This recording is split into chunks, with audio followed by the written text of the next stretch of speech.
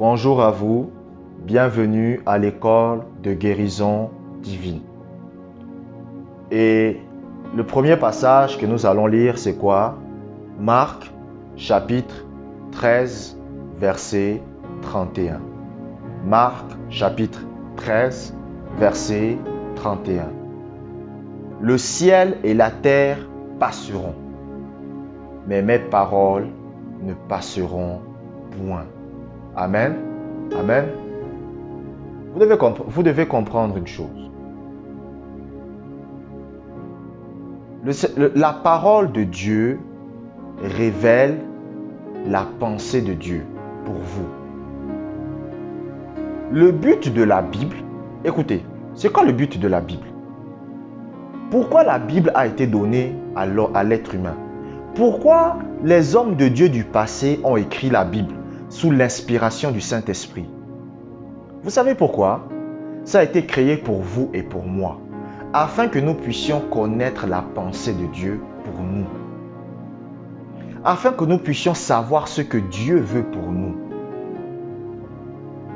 La Bible n'a pas été écrite pour faire joli. C'est pour ça, vous savez, les chrétiens qui ne cherchent pas à savoir ce que la Bible dit dans leur vie, ils auront des problèmes. Parce que vous ne saurez pas ce que Dieu veut pour vous. La Bible nous révèle ce que Dieu veut pour nous. Qu'est-ce que Dieu veut pour moi? Est-ce que Dieu veut que j'aille au ciel? Est-ce que Dieu veut que je sois guéri?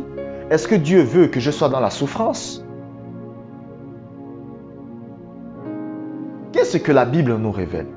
La Bible nous révèle que la volonté de Dieu pour vous, c'est la bonne santé. Regardez le Seigneur Jésus-Christ. La Bible dit quoi? Que la parole s'est faite chair. Donc, ça veut dire que Jésus-Christ était l'incarnation de la parole.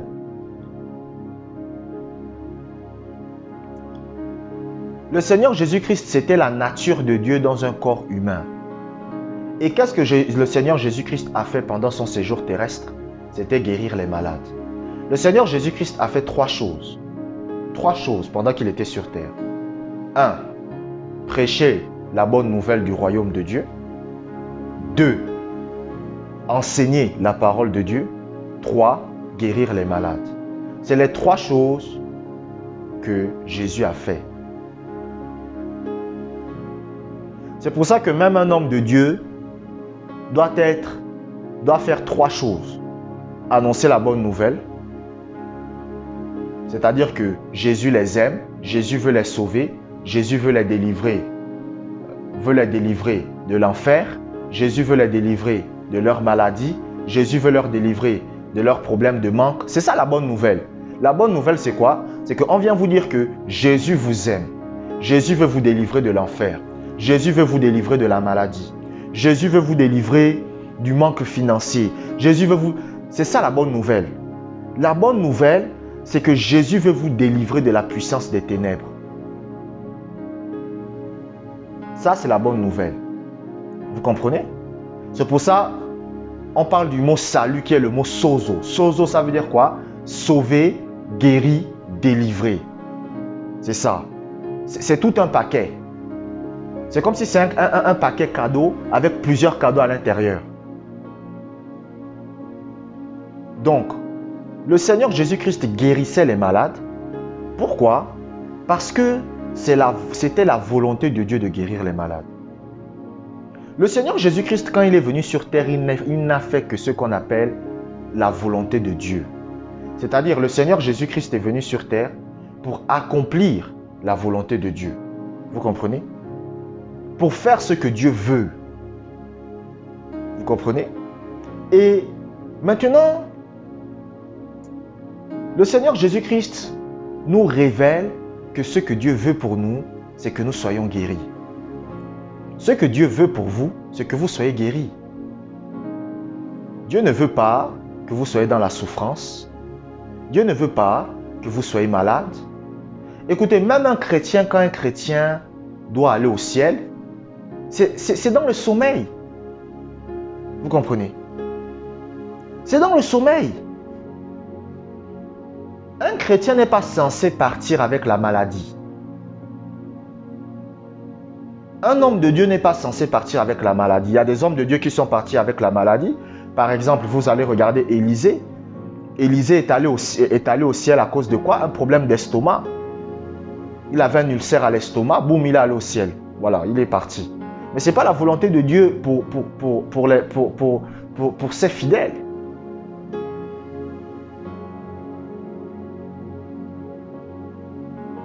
Est-ce que vous comprenez?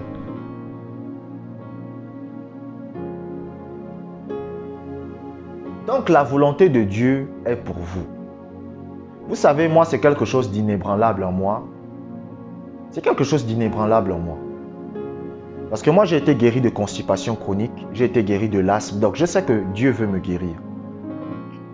Donc tous ces arguments que les gens peuvent donner, c'était les chardes dans la chair de Paul, c'était ceci, c'était cela, c'était ceci, c'était cela, blablabli, blablabla, la gloire de Dieu, il faut être malade.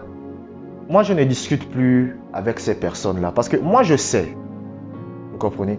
Écoutez, c'est pas que je connais. Il y a une différence entre connaître et savoir.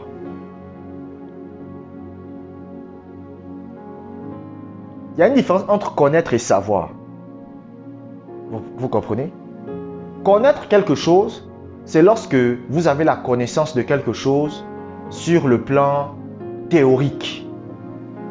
Par exemple, si on dit à un homme, qu'est-ce que ça fait d'être enceinte? Il va vous dire, oh, mais quand une femme est enceinte, elle a le ventre qui grossit, elle a envie de vomir, elle a envie... Ça, c'est ce qu'on appelle la connaissance théorique.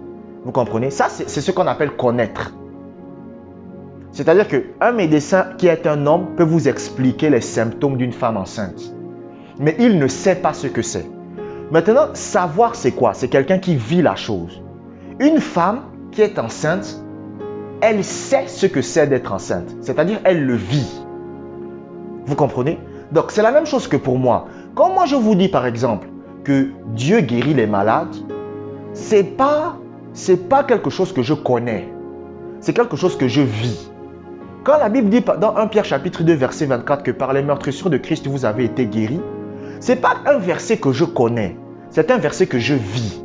C'est-à-dire, c'est ma vie. Vous comprenez? Est-ce que vous comprenez? Ce verset est en moi. Je l'expérimente. Nous allons lire un deuxième passage biblique. Proverbe, chapitre 18, verset 20. Proverbe, chapitre 18, verset 20. C'est du fruit de sa bouche que l'homme rassasie son corps. C'est du produit de ses lèvres qu'il se rassasie. Amen. La Bible dit quoi? Que c'est du produit de ses lèvres que l'homme rassasie son corps. Donc votre corps. Regardez votre corps. Non, regardez votre corps. Ce qui arrive à votre corps vient de ce qui sort de vos lèvres. Ce qui vient de votre corps et ce qui sort de vos lèvres. Ce qui arrive à votre corps, c'est ce qui sort de ce que vous dites sur votre corps. J'ai lu le livre d'un homme de Dieu, bon, ça fait déjà quelques temps. Il a écrit un livre là. Bon, je voulais le lire. Et dedans, il raconte qu'il y avait une femme qui disait que tous les jours, j'ai chaud. J'ai chaud, j'ai chaud, j'ai chaud, j'ai chaud, j'ai chaud. Et qu'est-ce qui s'est passé? Elle avait des problèmes de chaleur. Elle ressentait toujours une chaleur bizarre dans son corps. Mais lorsqu'elle a changé sa façon de parler, la chaleur est partie. Ce que vous sortez de votre bouche sur votre corps, c'est ce qui vous arrive. C'est ce qui vous arrive. Écoutez, comment j'ai été délivré de la constipation chronique? Moi, je vais vous dire la vérité. Écoutez, moi, je ne suis pas là pour vous mentir. Je ne suis pas là pour vous mentir. Ce que moi, je vous dis, ce sont des choses que j'ai expérimentées, ce sont des choses que j'ai vécues, ce sont des choses que j'ai mis moi-même en pratique dans ma vie et j'ai vu les résultats. Vous comprenez? Est-ce que vous comprenez? C'est-à-dire, moi-même, j'ai mis ça en pratique dans ma vie. Écoutez, il y a un homme de Dieu qu'on appelle Charles Capps. Charles Capps, il a dit quoi?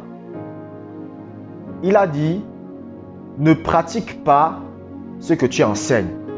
Enseigne ce que tu pratiques. Vous comprenez? Il a dit, ne pratique pas ce que tu enseignes. Enseigne ce que tu pratiques. Ça veut dire quoi? Il ne faut pas enseigner quelque chose et après, je mets en pratique ce que j'enseigne. Non, pratique d'abord. Vois d'abord les résultats de ce que tu enseignes. Quand maintenant tu es sûr que ce que j'enseigne là, il y a des résultats. Plutôt, ce que je mets en pratique, il y a des résultats. Là, maintenant, tu peux l'enseigner. Lorsque vous remerciez Dieu pour votre guérison tous les jours, lorsque vous déclarez tous les jours que vous êtes guéri, parce que remercier Dieu pour sa guérison, c'est une forme de confession. Parce que vous êtes en train de déclarer que vous êtes guéri. Quand par exemple vous dites, Seigneur, merci pour ma guérison. Seigneur, merci pour ma guérison. C'est une forme de confession. Vous comprenez? Qu'est-ce qui se passe? La guérison va de plus en plus se produire dans votre corps. Vous allez commencer à voir la santé se produire. Moi, je confessais ma guérison tous les jours. Quand je dis confesser, c'était quoi? Je remerciais Dieu tous les jours pour ma guérison. Oh, merci Seigneur, je suis guéri. Merci Seigneur, je suis guéri de mes maladies. Merci Seigneur, tu me délivres de mes maladies. Seigneur, je te rends la gloire. Seigneur, et je le remerciais de tout mon cœur. Et aujourd'hui, je suis en parfaite bonne santé.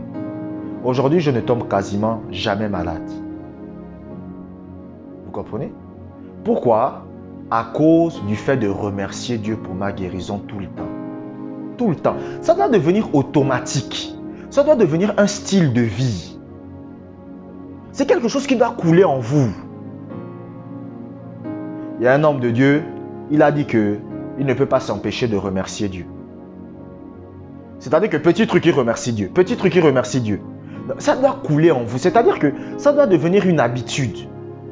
Remercier Dieu pour votre bonne santé et votre guérison tous les jours doit être une habitude.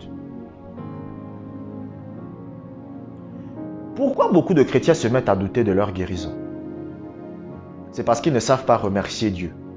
C'est-à-dire qu'au moment là où vous commencez à ressentir les symptômes, qu'est-ce que vous devez faire? Vous devez remercier Dieu et passer à autre chose. Oh Seigneur, vous devez remercier Dieu et passer à autre chose.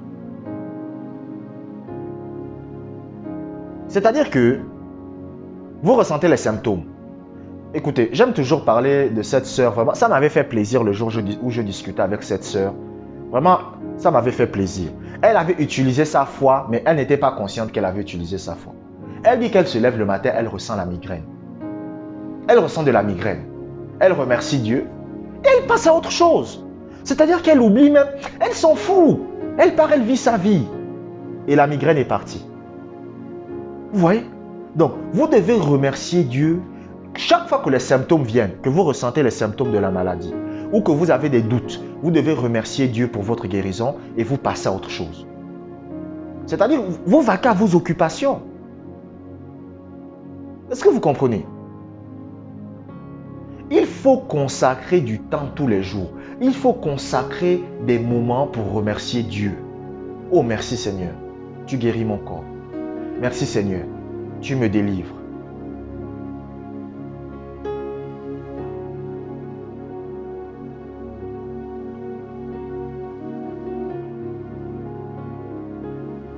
Écoutez, votre corps va se rassasier de ce que vous dites.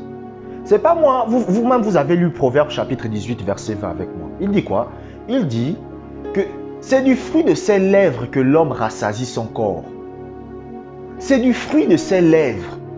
C'est-à-dire que ce que vos lèvres ne font que dire tous les jours, c'est ce qui va vous arriver. Que ce soit sur le plan positif ou sur le plan négatif.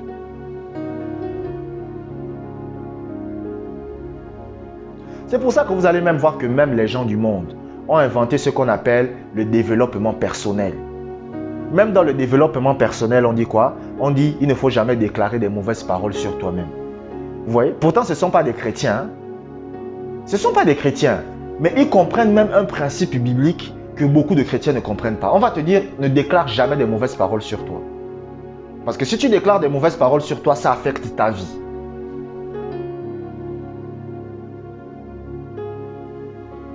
Des scientifiques ont pris 2 bouteilles d'eau. Vous comprenez? et ils les ont mis dans deux pièces différentes. Dans la bouteille d'eau qui se trouvait à la pièce gauche, ils ont passé du temps à dire du bien. Oh, tu as une bonne bouteille d'eau. Oh, tu as une bouteille d'eau merveilleuse. Oh, tu as une bouteille d'eau pleine de gloire. Et la bouteille d'eau qui était dans la pièce droite, ils ont passé leur temps à le maudire. Tu es maudit. Tu es une fausse bouteille d'eau. Tu es nul. Au bout de 1 mois, ils ont remarqué que la bouteille d'eau qui était à gauche, sur laquelle on avait dit que des bonnes paroles, était devenue une eau pure, une eau belle. Mais celle qui était à droite, celle dans laquelle on avait dit des mauvaises paroles, était devenue sale. Quasiment empoisonnée même. Donc les paroles que vous dites ont de l'impact. Les paroles que vous dites emmènent à l'existence ce que vous voulez, y compris votre guérison. Je vous remercie d'avoir écouté cet audio jusqu'à la fin. Que la grâce du Seigneur soit avec vous.